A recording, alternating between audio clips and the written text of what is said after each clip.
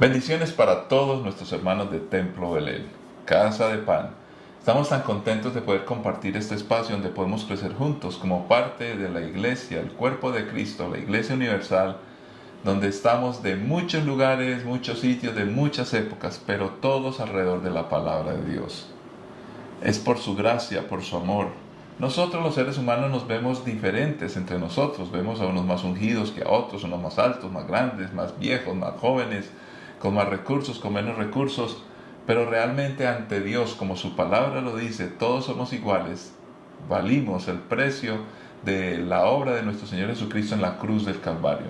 Así que con esa perspectiva, unámonos y digámosle al Señor, gracias por tu misericordia, por tu amor, gracias por lo que haces con nuestras familias, gracias porque estás pendiente de cada cosa de nosotros, Señor, nos has llamado, cada uno de nosotros tiene un rol, un papel que cumplir en medio de un lugar, un sitio y la época que nos ha tocado vivir. ¿Cómo vamos a representar el reino de los cielos en la tierra? ¿Cómo vamos a ser embajadores? Guíanos y ayúdanos. Por eso, Señor, te pido que el poder de tu Santo Espíritu, Señor, como siempre nos siga acompañando y que sea normal y característico en nosotros. Si hay enfermedad, ser sanos en el nombre de Jesús. Si tenemos necesidades de intervenir con una palabra de sabiduría, con palabra de ciencia o liberar a alguien que está cautivo de las cadenas del enemigo, de poder hacerlo y que eso sea algo tan normal en medio de nosotros como creyentes, Señor amado. Y lo más importante es que estemos dispuestos a predicar el Evangelio desde aquí hasta lo último de la tierra. Señor, gracias, gracias, agradecidos estamos. Bendice a mis hermanos, mis hermanas en cualquier lugar del mundo donde se encuentren, que se conectan con nosotros. Bendice sus trabajos, sus emprendimientos, sus empresas, sus estudios y guárdanos siempre para que caminemos correcta y honestamente, dignamente como hijos tuyos, oh Dios, caminando en el buen testimonio y eso sí, haciendo discípulos en cada sitio y lugar donde nos encontremos. En Cristo Jesús. Amén. Qué bueno es nuestro Dios. Yo quiero que hagamos hoy para comenzar una petición muy, muy importante. Hay mucha violencia en este mundo y la violencia aún nos toca a nosotros. ¿En qué sentido? Nosotros vivimos en este mundo, por eso Jesús oró y dijo, no son del mundo, pero están en el mundo. Guárdalos del mal. El mal está por todos lados y estamos expuestos de una u otra manera. Por eso hay que interceder por nuestras naciones y nuestros países. Pero en el día de hoy, además de lo que pasa en nuestra amada patria, queremos interceder por dos lugares específicos. Lo que es Haití. Haití está pasando por cosas terribles y difíciles. He podido consultar con varios amigos nuestros que viven allá o que tienen obreros allí en este lugar del mundo. Recuerden que esta es una isla donde la mitad es de República Dominicana y la otra parte de Haití. Haití es un país muy, muy pobre, entre los más pobres de todo el mundo. Hay tanta violencia. En este momento se cree que el 80% de la capital, Puerto Príncipe, está tomado por las pandillas. Y allá hay iglesias que están sufriendo. Han echado a los hermanos de sus casas, pero no es una persecución exactamente contra el cristianismo, sino contra todos los ciudadanos. Pero la iglesia sigue, la iglesia predica, los misioneros han tenido que salir, misioneros de distintos países del mundo. Clamemos y oremos. Lo mismo sucede en países como México, donde hay regiones o lugares donde es muy complejo y complicado aún estar en los buses o en los vehículos de transporte. Oramos por este país hermoso, México, que haya paz, que haya tranquilidad, que el Señor toque los corazones de los niños, de las personas, que haya reconciliación, que el poder de Dios se glorifique y que Dios guarde a la iglesia, a todos los misioneros y obreros que están cumpliendo su labor, visitando las regiones rurales o lugares, caminos difíciles y peligrosos. Esto pasa en México, en Haití está de manera mayúscula sucediendo todo esto. Podemos orar y creerle al Señor que se glorifique. Padre Santo, clamamos a ti como buenos intercesores y esperamos que cada día estemos intercediendo no solamente por nuestras familias, no solamente por nuestro entorno, nuestro país, sino por algunos lugares donde sabemos que hay tanta violencia extrema. Padre, glorifícate, guarda a tus hijos. Señor, pon tu mano poderosa de protección en el nombre de Cristo Jesús sobre ellos. Rodéale, Señor. Haz milagros, cosa grande en medio de ellos. Encuéntrense donde se encuentren. Cuando se topan literalmente de manera repentina con algunos agentes del mal, Señor, que están enceguecidos, que necesitan el amor tuyo. Dale palabra de sabiduría para tocar los corazones duros de aquellos que están terriblemente contaminados con la amargura, el resentimiento, la violencia, la desconfianza, Señor. Pero allí en esos sitios y lugares hay predicadores, hay creyentes que se están enfrentando a las huestes de maldad, pero aman las personas, están allí compartiendo el Evangelio. Padre, glorifícate en el nombre de Cristo Jesús. Señor, y eso también pasa a nuestro alrededor, en nuestro medio, Dios. Ayúdanos a cumplir con la misión a cabalidad. Guárdanos, ayúdanos, pero siempre que estemos juntos, intercediendo los unos por los otros, caminando juntos como hijos tuyos, Señor. Todo lo ponemos en tus manos. Y tú tienes un plan, como hemos venido estudiando en ese precioso libro del Génesis. En Cristo Jesús te lo pedimos y agradecemos, Señor. Amén. Amén. Vayamos por favor a las Sagradas Escrituras y vamos a leer el libro de Génesis, primer libro de la Biblia. Vamos a leer el capítulo 49. Vamos a leer del versículo 29 al 33 y lo vamos a concluir con el capítulo 50 también, para finalizar el libro de Génesis. Estamos estudiando algunas historias bíblicas y reconociendo lo que pasa allá para luego traerlo a nuestra época, acá, al medio nuestro, a nuestra época, y poder comportarnos de la mejor manera, aprendiendo de las profundas enseñanzas de las Sagradas Escrituras, que traspasan el tiempo, la cultura, la época, las clases sociales, historias, bueno, en fin, lo económico. Todo esto no tiene forma de evadir el toque de la palabra de Dios, porque el Evangelio es integral y toca todos los aspectos de la vida. Vamos a leer la Escritura. Dice así la palabra del Señor. Entonces Jacob les dio las siguientes instrucciones: yo moriré pronto y me uniré a mis antepasados. Entiérrenme junto con mi padre y mi abuelo en la cueva que está en el campo de Efrón elitita. Es la cueva del campo de Macpela, cerca de Mamre, en Canaán, la cual Abraham compró a Efrón elitita como lugar de sepultura permanente. Allí están enterrados Abraham y su esposa Sara. Allí también están enterrados Isaac y su esposa Rebeca, y allí enterré a Lea. Es la parcela de tierra y la cueva que mi abuelo Abraham les compró a los hititas. Cuando Jacob terminó de dar este encargo a sus hijos, metió los pies en la cama, dio su último suspiro y se reunió con sus antepasados al morir. Padre, gracias por tu palabra, porque ella nos es útil y como siempre la necesitamos con suma urgencia. Toca nuestras vidas, toca nuestro entendimiento, nos hace planear la vida de manera diferente y ser conscientes que dependemos de ti, que tú tienes un plan con cada familia, con cada creyente. Y no se trata de un asunto de misticismo, de religiosismo, no. Se trata de una sencilla vida práctica que tiene un sentido profundo. Tenemos grandes responsabilidades y tú nos quieres usar de la mejor manera. Toca a nuestras familias, nuestros hijos, toca a la siguiente generación, toca a la iglesia y ayúdanos a cumplir el papel, Señor, a que caminemos en santidad y en bendición, para tu honra y gloria y bendición de muchos, en Cristo Jesús. Amén.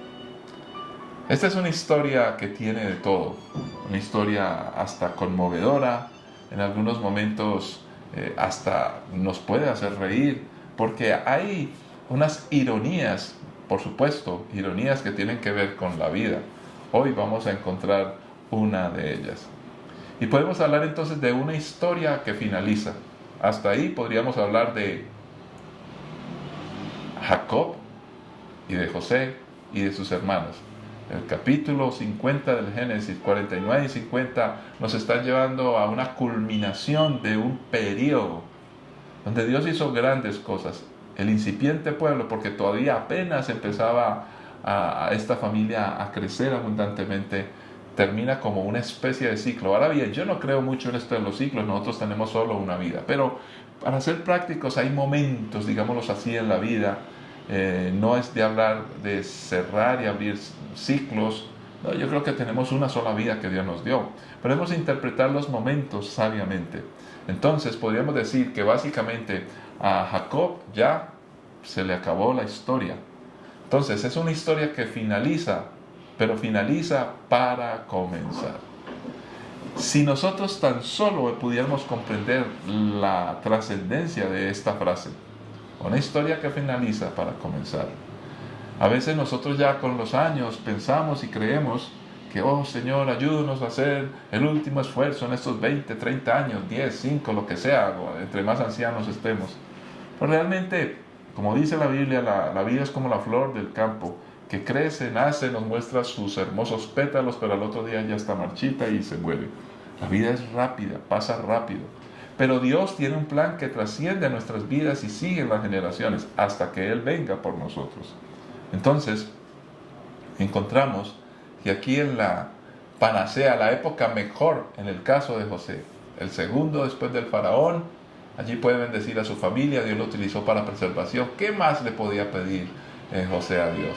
Sus hijos estaban bien, era respetado, sus hermanos se dieron cuenta que José tenía la razón con sus sueños y de todas maneras, él yo creo que estaba en el curubito de su realización como persona. Pero démonos cuenta que en todo esto hay unos patrones o hay unos asuntos muy importantes que se repiten. Por ejemplo, en lo que acabamos de leer, aparece la fuerza de la familia diseñada por Dios, una necesidad de continuar juntos, inclusive aún después de la muerte.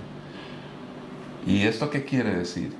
Que el Señor trasciende nuestras vidas. Por eso yo creo, si cada uno de nosotros quiere trascender con el plan de Dios en nuestras vidas, no deberíamos pedir al Señor, oh Señor, quiero ver la realización de tu plan conmigo.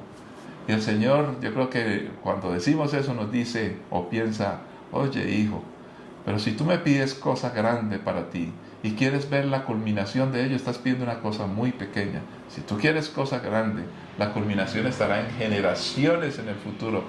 Y será generaciones y generaciones, porque la bendición de Dios dice hasta 1000 generaciones.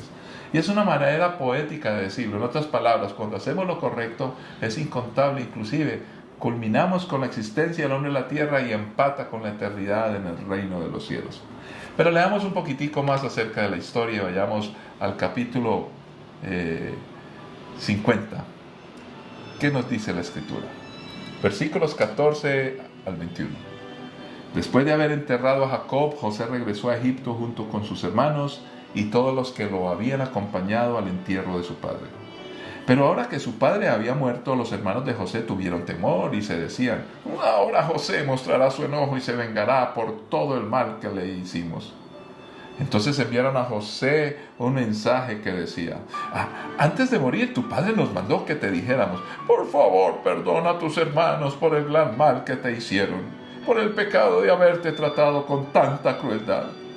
Por eso nosotros, los siervos del Dios de tu padre, te suplicamos que perdones nuestro pecado. Cuando José recibió el mensaje, perdió el control y se echó a llorar. Entonces sus hermanos llegaron y se arrojaron al suelo delante de José y dijeron, mira, somos tus esclavos. Pero José les respondió, no me tengan miedo. ¿Acaso soy Dios para castigarlos? Ustedes se propusieron hacer mal, pero Dios dispuso todo para bien. Él me puso en este cargo para que yo pudiera salvar la vida de muchas personas.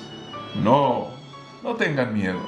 Yo seguiré cuidando de ustedes y de sus hijos, así que hablándoles con ternura y bondad, los reconforto. ¡Qué bello pasaje! Ahora aquí encontramos la culminación de una realidad tremenda. Inclusive me escucharon ustedes hablar de ironías y cuando empezamos a notar lo que sucede acá, vamos a darnos cuenta que hay como unas contradicciones en el comportamiento del ser humano. Recordemos una frasecita. Ellos, muertos del miedo, le dicen, mira, somos tus esclavos. ¿Dónde ellos aprendieron a ser esclavos? Si ellos nunca fueron esclavos. El que sabía ser esclavo era precisamente José. Ahora, encontramos un José seguro, tranquilo, no se enoja. Es más, él llora porque dice, pero ¿cómo pueden pensar eso de mí? Todo lo que ha pasado, no entienden que es el plan de Dios. José estaba en otro nivel de entendimiento y él había sido levantado en su juventud como esclavo, como un prisionero, y sin embargo estaba más libre que cualquiera. ¿No les parece a ustedes? Es una paradoja, una ironía de la vida. Aquellos que esclavizaron a otros tienen mentalidad de esclavos. Y muchas veces los esclavizados, cuando le creen a Dios, son más libres que cualquier persona libre en el mundo. Encontramos aquí con simpatía muchas otras cosas. ¿Por qué y de dónde viene el miedo? ¿Por qué ellos están pensando, uy, José se va a enojar y se va a vengar por todo el mal que lo hicimos? Aquí surge una frase que es de nuestros pueblos, no es de la Biblia. El ladrón juzga por su condición. Yo creo que cuando sacamos esas frases de rabia, resentimiento, se lo merecen las personas, tal vez han cometido errores como tú y yo, pero a veces lo que estamos diciendo y que le deseamos a los demás es precisamente producto de nuestro propio prejuicio, nuestro propio temor y peor aún, de nuestro pecado y de nuestros errores. ¿Por qué hablar de venganza? Es que los hermanos de José, si les hubieran hecho lo que le hicieron a José, ellos yo creo que definitivamente se hubieran vengado. Si se atrevieron a pensar inclusive en matar a su hermano, que no les había hecho nada, ¿cómo sería con aquellos que sí le hicieron mucho? Pues recordemos que en toda la historia, los hermanos mayores, ellos perdieron aún el espacio que podrían tener dentro de las tribus de Israel. Ellos tuvieron consecuencias tremendas porque su pensamiento para el mal no estaba solamente en esto. A propósito, voy a utilizar una ilustración para pasar e ir redondeando, que queremos que estas enseñanzas sean breves para que usted las pueda compartir con alguien. Precisamente en estos días se completan 30 años de ese famoso partido de fútbol Colombia-Argentina, ciudad de Buenos Aires. Y allí creo que en el estadio de River, después de perder los argentinos acá en Barranquilla 2-1, tenían unas ganas, como dicen, tenían sangre en los ojos y querían una venganza precisamente. Pero cuando llegan allí, el arquero Oscar Córdoba tapa 2 jugadas en el primer tiempo, creo. Pero finalizando el primer tiempo, mete Colombia el primer gol y luego viene una andanada que nadie jamás pensaba, de 4 goles más, 5-0, el famoso 5-0. Uno de los entrenadores muy conocidos de Colombia le dijo a Pacho Maturana, le dice, hombre, aquí nos fregamos todos, lo dijo en otras palabras. ¿Pero por qué dijo eso? Entonces aquí viene la discusión y tiene mucho que ver con este tema. Porque algunos dicen, no, fue la gran goleada del 5-0, pero esa goleada, en lugar de ayudarnos, en términos cristianos, de bendecirnos, nos maldijo. Y yo me puse a pensar justo en esa frase en el día que estoy grabando esto, y decía, oiga, pero un momentico, ¿cómo va a ser una maldición una goleada argentina 5-0? Por supuesto, luego en el partido, ya cuando van al Mundial, la selección Colombia tristemente queda eliminada.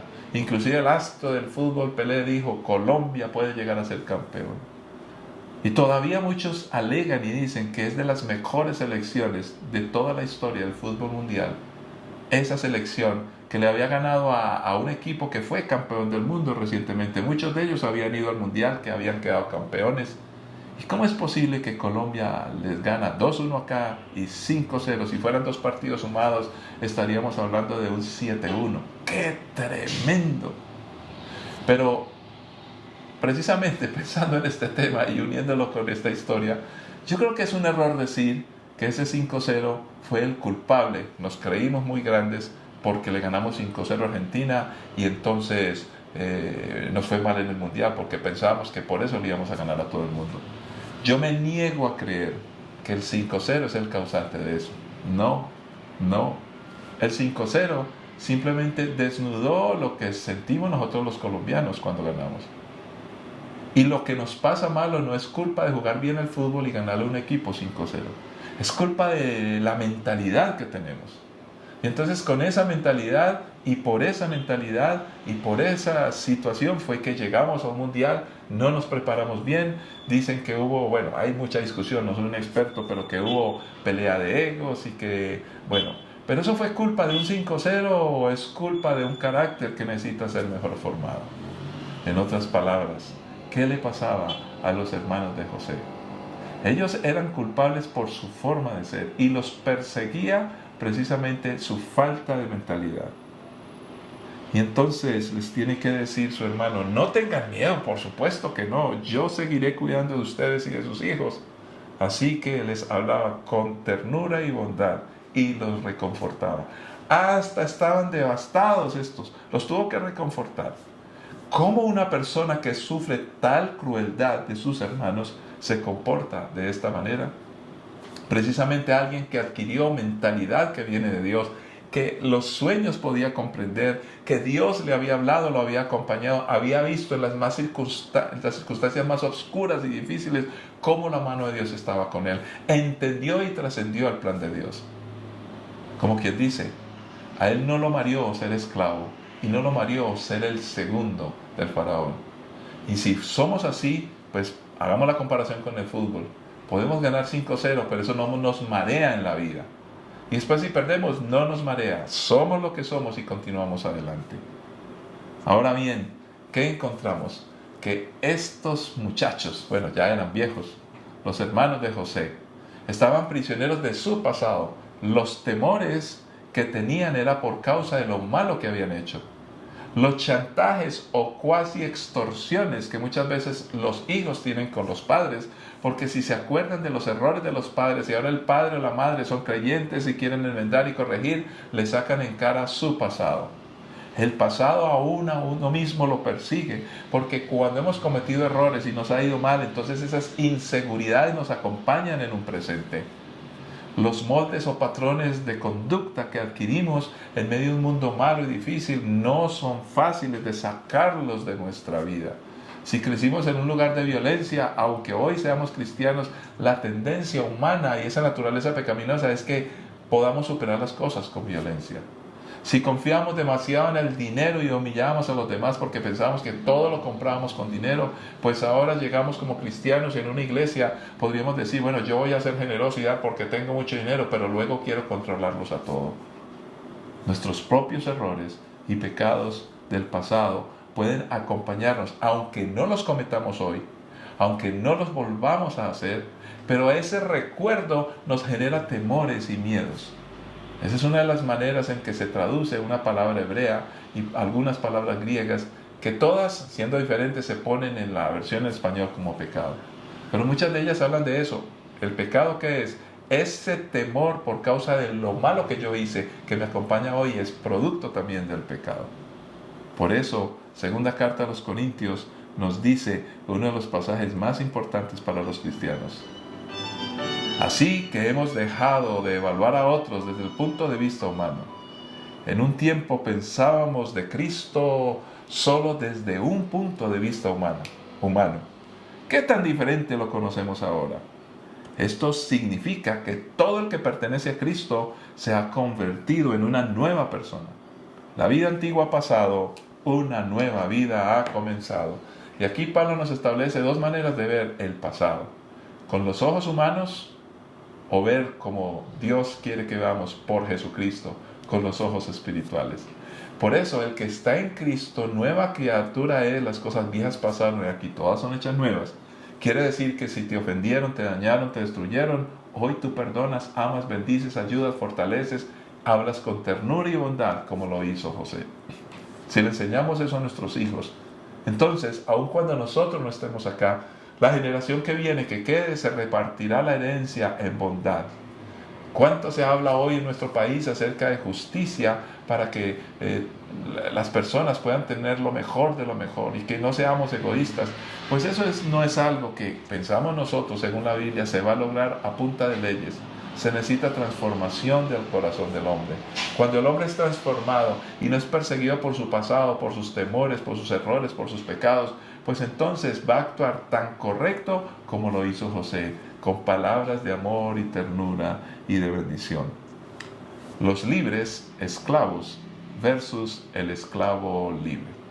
Ahora nos encontramos, y aquí viene la gran paradoja, los que toda la vida fueron libres, toda la vida fueron libres, ahora ante su hermano y con su padre muerto, tienen una mentalidad de esclavos, a tal punto que dice, somos esclavos tuyos.